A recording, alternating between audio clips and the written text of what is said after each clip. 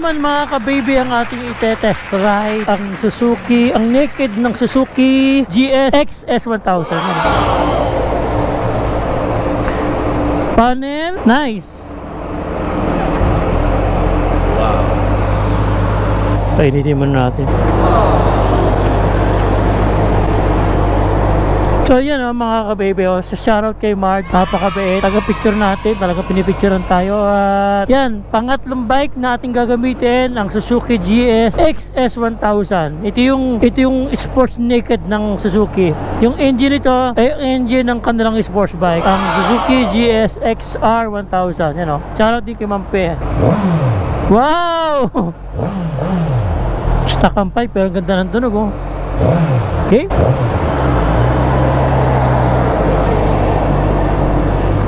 Nice. Ay, ang ganda ng ano, yung kanyang handlebar, sakto lang oh, hindi siya masyadong mahaba. Parang medyo maikli nga, yeah, ganda. Woo! Sarap. Ano kaya ang ano to? Traction, naka TRC5. Ewan ko yun ang pinakamalakas. Ang naked bike oh. Sarap sa traffic.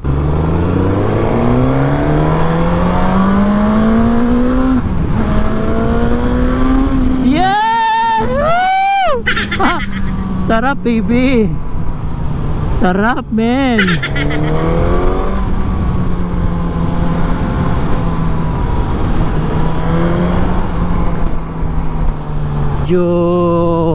Nakalin ka ng konti, lean forward ng konti. At syempre sports naked to, man, sports naked, kalahating sports, kalahating ano ba yung naked? Ay, ang tanga ko talaga. Medyo ano lang, medyo ang okay naman yung kanyang panel, kaya lang ano, hindi siya ganun kasimple. Parang ang daming kuskus balungos. So kailangan pamilyar mo siya para alam mo yung saan mo hahanapin. Lakas baby, lakas.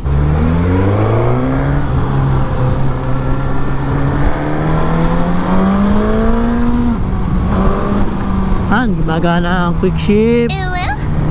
At medyo dugyot lang to. Alam mo naman pagka company bike, baka kasi pag personal mo talaga namang ayaw mo nang madumi. Kanyang signal light, cute. Wala talaga siyang kaharang-harang oh. Kaya ang naked bike ay sarap gamitin naman. Ang downside lang talaga ito sa mga high speed. Kung lamang ang sports bike, nakapagtatago ka sa kanyang windshield pag dumapa ka. Smooth lang yung kanyang engine oh. Ang ganda siguro nitong motor nito, ng tunog ito pagka naka aftermarket exhaust na. Wow.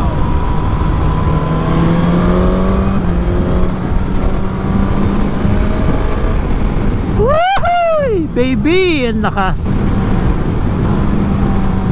Oh, smooth ng ano, smooth ng kanyang gear pag nag-change ka. Walang laga pa. Hanggang pag tumatakbo na.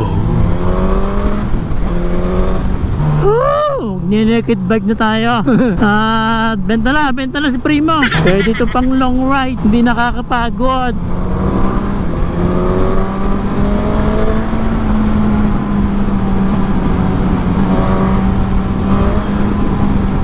Change tayo ng traction control. Neutral mode. Siya malalaman yung ano. Tapos mode. Paghanap baby. Hah?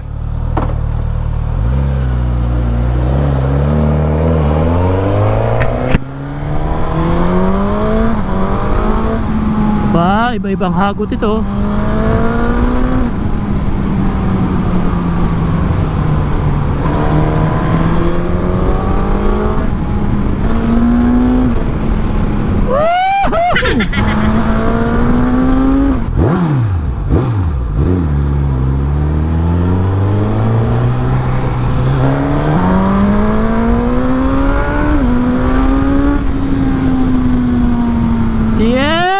grabe. Iba talagang power ng 1000cc na sports. Walk around tayo sa isang GSX S1000, ang naked bike, naked sports bike ng Suzuki. Yan o, napaka-cute ng kanyang headlight. Dalawang maliit, tapos parang paghahanapan mo pa ng mga nakalagay dito, pero ganyan lang siya kasimple. Astig, di ba? Yung kanyang signal light, napaka-simple lang, pero simple na may dating, no? Yung kanyang fork, grabe, solid. Napakalaking ganyan talaga pormahan ng naked bike. Ito naman, stock pa yung kanyang exhaust, yun, no? Naka-bukas-kas lang siya, open na open lang siya dyan, no? Takang exhaust, naka-Angel GT yung kanyang tires, 190 by 50. Yung iba kasi pinapalitan, ginagawang 55 para mas mataas ng konti. So, ganyan talaga pormahan. Z1, ganyan din eh. Yung pillion seat, ganyan lang kasimple, maliit. O, wala siyang hawakan. Sa driver lang talagang hawak. Yung design ng tanke, nagustuhan ko. Gusto ko sa tanke, medyo malaki eh. Para medyo brusco. Kanyang panel, okay lang yung size. Kaya parang ang gulo, di ba? Medyo daming titing niya, no? Kanyang gear indicator, malaki naman. Tapos sa traction 1 tayo. Ito yung speedometer, ang gas indicator yan sa taas. Kanyang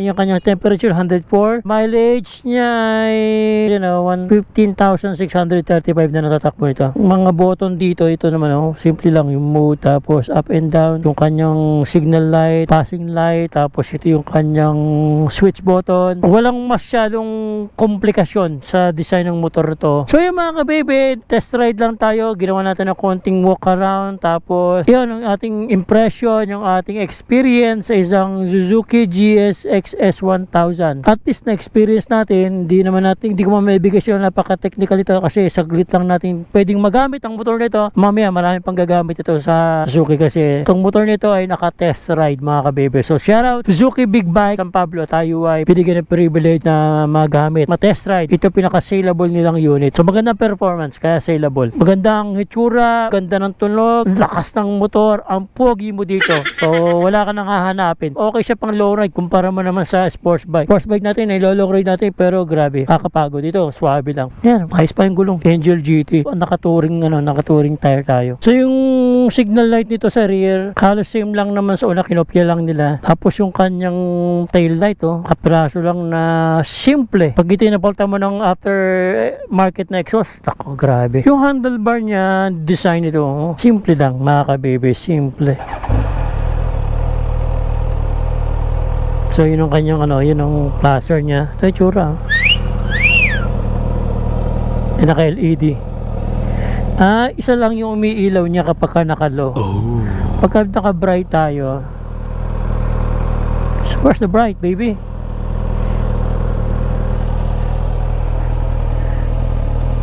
Bright. Kuy, bright. Kusina. Hindi ko makita yung bright. Hindi ko makita yung bright. Kaya na, may ito makina natin eh. Saka! Hindi ko makita yung bright. Yan, tumulog na yung pan niya.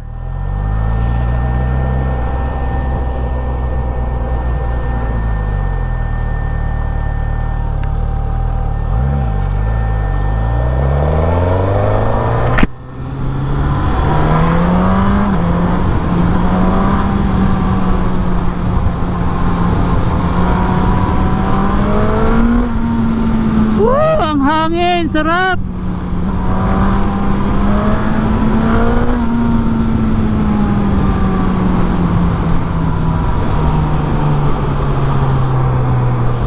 Hindi ko nakita yung bright mga ka-baby. Dapat dito lang yan eh.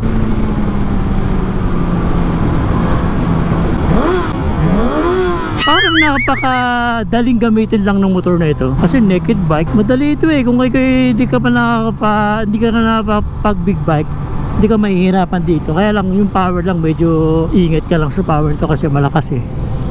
Yung kanyang legroom, yung kanyang position ng paa, sarap eh. Para ako naka 10R. Ayos din baby. Sarap din ng may naked bike. Kung marami akong pera, may naked bike ako, may sports bike, may adventure bike, may trail bike, may scooter bike.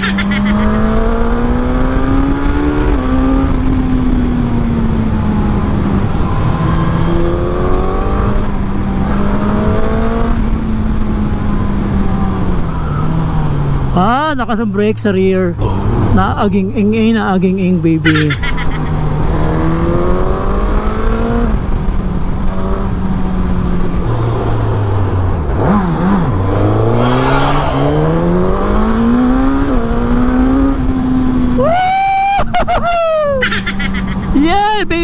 Nice, nice, nice.